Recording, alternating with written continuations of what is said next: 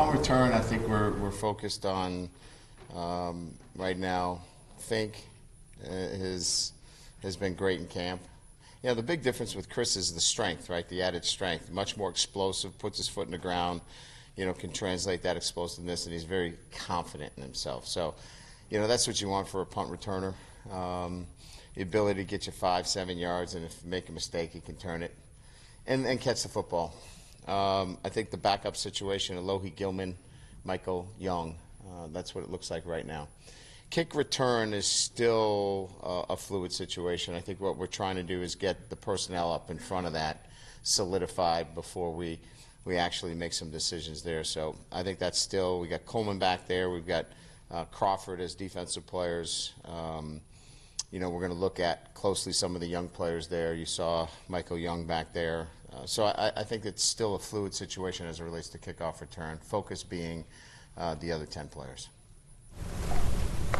How is the Rover position in Connect right now at this point? Jeremiah's been sidelined, and we haven't really heard much with regard. You looked at it more as a committee in the spring. Do you still see it that way, or is Asmar gaining some separation? Well, I think Asmar has gotten so much more work than Shane. You know, those are the two guys that are running at the Rover position. But you know, this is the halfway point in installation. We'll now put in you know, our nickel personnel out of the same look, where Sean Crawford now will be at that position, and Nick Coleman. So where are we? We're still installing the defensive structure there. So, you know, Asmar could be out there. Crawford could be out there, depending on, if you're a team that spreads it out and wants to work the perimeter, you'll see a lot of Crawford.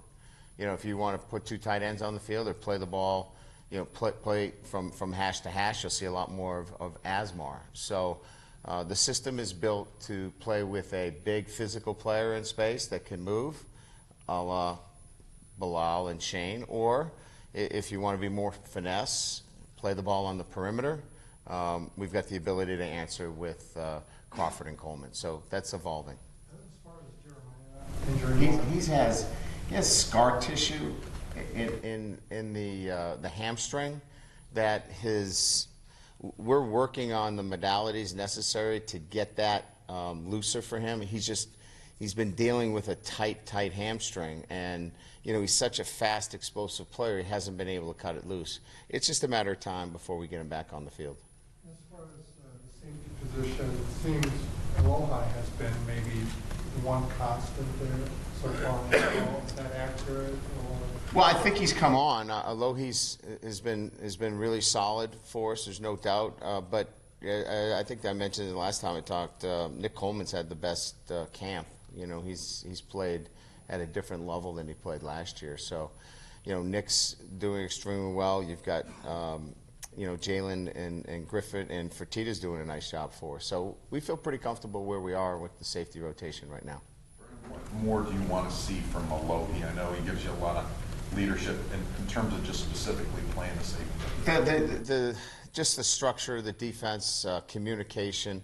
You know, we started hand signaling today to make sure that we're communicating effectively when we can't hear each other. We can't just rely on guys yelling it out. So there's a lot of, I think, what I would consider, you know, communication work and execution of the defense. He's tough. He's physical. He can tackle in space. He can play the ball in the air. We know what that skill set is. It lends itself to good play, but he's still got some work to do in mastering what we're doing defensively. Just in Houston, has he been a little bit limited? Yeah, he's had a hamstring, which has decreased his reps and his work. But we started cranking him up yesterday, and we'll continue to do so. Hainsey's got a lower leg strain, so we don't know. We're going to do an MRI, but we don't think it's anything but muscular. Calf strain. We want to be careful with him. Live today at the end of practice. How much of that have you done to date? How much do you feel like you need to do moving forward, and when do you dial back from that? Yeah. So we're 21 days. So next week will be a lot of contact, And then the following week, a week prior to the game, we'll start to dial that back a little bit and focus primarily on Michigan. So we'd have 2 weeks for Michigan. But no, we've got a lot of live work. We've got 4 tackled opportunities already. 3 tackle opportunities. One was in our chaos period, but next week we'll have 3 more.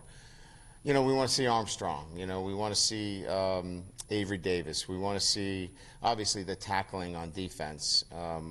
And we want to see live bullets for the quarterbacks. You know, the live situation is invaluable for them as well. So saw some good things today in the live work that I think we can build off going into Monday. Through, I guess, a week and a half, your thoughts on Brandon, and I mean, we're out there watching every throw, probably overanalyzing everything that we see, but like, what's the most important things you pick out of, and if there's a mistake, what's a mistake that you feel like that's fine versus like, okay, this is something we need to talk about after practice? Yeah, good question. I think it's fair. Last year he struggled with the short throws, right? De-accelerating, not finishing. He's much more efficient in those throws. Now the next stage in development for him is some of the athletic throws, the hot throws, the screen throws, the things that are not, you know, mechanically you have to be able to just let it go and trust it, right, and not think about it. He's a cerebral kid that thinks about, you know, those things a little bit too much at times. So I think working on the mental preparation has been a lot, you know, in terms of how he's come out. He had a great day yesterday. He's got to move the offense better, you know, obviously. Ian Book was outstanding today in moving and the second group. So, you know, at the end of the day, you've got to be efficient, and you can't be worrying about throwing the football, or you can't run the offense. Coach, do you think that 11 on 11, you know, you mentioned Ian moved it pretty well. Brandon, maybe not as much. Do you think that had to do with how good the first team defense played, or was that just the offense maybe not being in sync today? What would I take away from you there? I got to watch the film specifically, but you know, we had some opportunities to make some plays on offense that we didn't, and I think our defense is pretty good. But I also think we've got some really great depth, you know, where we've got maybe some guys on the second team that could actually help the first team be a better first team. So I think it's a little bit of a mixed bag on both. You know, I walk away knowing that, you know, defensively, you know, the structure and what we're doing is pretty good. We're pretty good up front, in particular that front 6, front 7.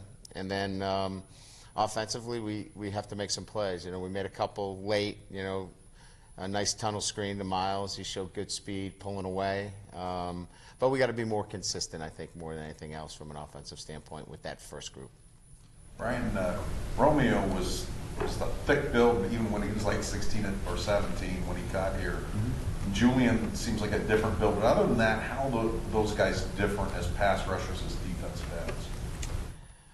Well, you know, I'd say Julian is much more of a big end, prototypical big end for us, much more in the line of a Khalid, Kareem, whereas, you know, you're talking about much different kind of body structure, and he's a lot twitchier than his brother. He just doesn't have some of the, you know, the physical size. He's got strength, though. I mean, he's extremely strong for his size, and you know, I don't think he's a 275 player. I think he's a drop, right? He's going to be a guy that in the NFL, he reminds me a lot of Connor Barwin, who could, you know, drop or come off the edge with great speed and strength. So I think he's in a good position. He is who he is, right? I know you weren't saying that, you know, contrast brothers, but you know, they're different personalities too, you know, and they're different football players. Brian, talk a little bit about the defense in the second year and how much he said that it's improved.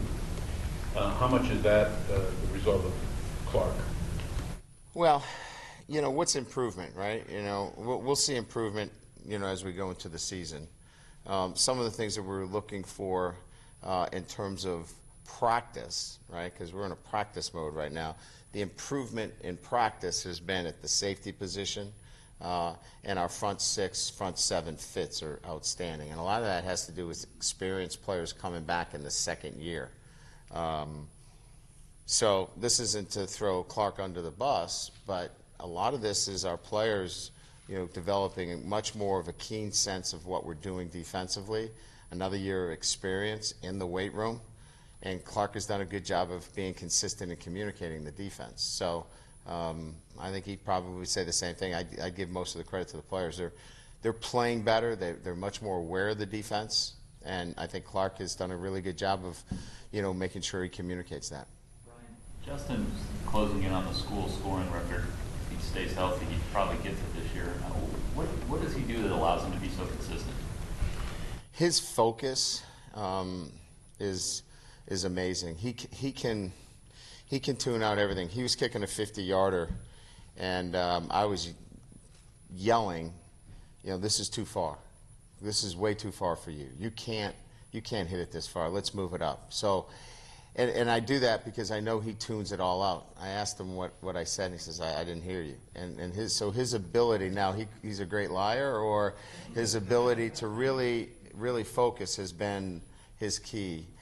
Look, a lot of those guys, Coach Polian's with them, but they have to do a lot of work where they're self-starters. They're going out, and his ability to go there and really work on his craft says a lot about who he is and why he's developed. He's so much stronger. He's got much more ability to kick the long field goals. And we all know his accuracy has been great. You kick a 49-yarder in the weather we had in the bowl game. Sometimes it goes underneath the storyline. I mean, we all talk about Miles's catch, and it was extraordinary, but we don't get there without him. He's going to be an important part of winning this year. Brian, is that one of the few times where you're okay with a player tuning you out? No, I'm a parent. I get tuning out, right? So I just tell them check YouTube because I'm sure they're right and I'm wrong. What have been your observations of just the competition between Julian and Miles?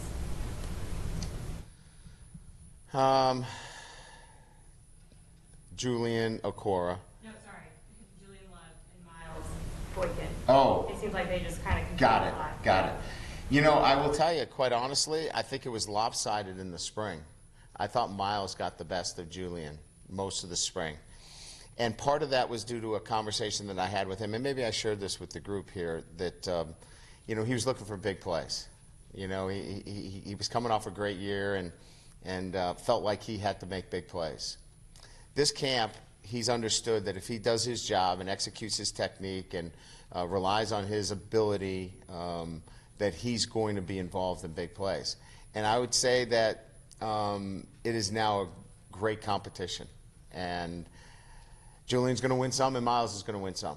And that's a great thing as a head coach. When I can go home and I know that an offensive player and a defensive player are competing at that level and they're both going to get some wins out of it, I sleep pretty good with that.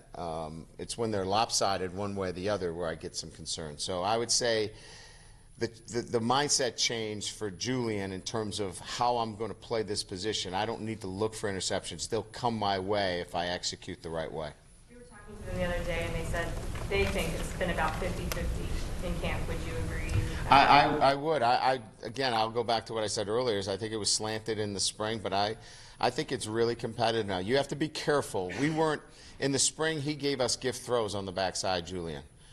He does not give any gift throws back there now. You're going to be challenged with him, and that's great to see. Did you know during the recruiting process about just their friendship from high school? I did. Well, I knew in recruiting Julian that they knew each other from youth football. I didn't get that from Miles. Miles doesn't give up much, if you've ever interviewed him. But I got that from Julian, and that they knew each other, and they were excited about that it goes way back to some Pop Warner football. Ryan, on Thursday you were talking about Jafar and Avery in the context of a package. When you kind of get down to the bottom of who Jafar really is as a running back, is there a chance that he becomes more than a package player for you? Yeah, and I don't want anybody to leave here with that they're packaged together. That's just one thing where we can get two guys on the field at the running back position that really add some flexibility. But they can stand on their own.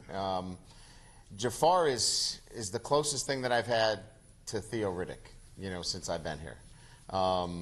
Tenacious, can go all day, runs physical inside, and has the skills to catch the ball coming out of the backfield. And I'm not ready to put him in that category, but I'm just comparing him the kind of player that he is. We haven't had that guy that can bang it up inside with that physicality. CJ was nice, but he wasn't Jafar. CJ Preseason, I'm referring to, had great speed, and this kid is going to be a really good player for us. And Avery, once we put the ball in his hands, you think it's 3 yards, you look at it's 8, it's 9, and that has a lot to do with his ability to run the football too. Another question about you. The kicking position is so fickle in college, even in the pros, probably on 32 teams that love their kicker. How much confidence do you have in him, and where's his point where you expect him, like how far back do you put him where you have zero questions that you think he's going to make it? Yeah, you know, that, not to take anything away from your question, but I get asked that a lot. Does it really matter if it's 52, 55? To me, he hits the 49-yarder in the cold conditions when it's on the line against LSU. And it just seems like he's a guy, when you evaluate kickers, he's got to be there in the clutch for you. He can't be a guy when you roll him up and everybody goes, he ain't going to make this one. It's a big kick. He makes big kicks. So I'm not really that concerned how far back. We need to be better on offense to get the ball a little bit closer. His thing is his ability to tune out everything in the big moments and make those kicks when you need them. And that's really how you should look at kickers, in my estimation. We've increased him, to answer your question, to the point where, you know, I think, you know, anything in the high 40s and 50 is definitely within, you know, high probability. With Rodford Haney out, is it fair to say that Trevor or Josh would be the next or 6th or 7th option? Yeah, so we'll move Kramer out to right tackle for the short term, right? And we were, unfortunately, where he is not being able to practice right now, it's prompted this move. We were going to get there next week anyway because we wanted these guys to play some other positions once we kind of felt like we had our 5. But now that'll open up the opportunity for Ruland and Lugg to compete at the right guard position and get some work there. Kramer the third option all around as a tackle? Or, Kramer is the next tackle that goes into the game. that would include the left side too? That would, yeah. I think guys that are coming on that are not there yet, but we expect to get them ready is Banks and Patterson. Patterson's probably been the surprise for us. If you use surprises, he's much further along. He's a guy that we think can compete, and we'll continue to develop those next two. But Kramer, yes, would be the first guy. Thanks, everybody. Thank you.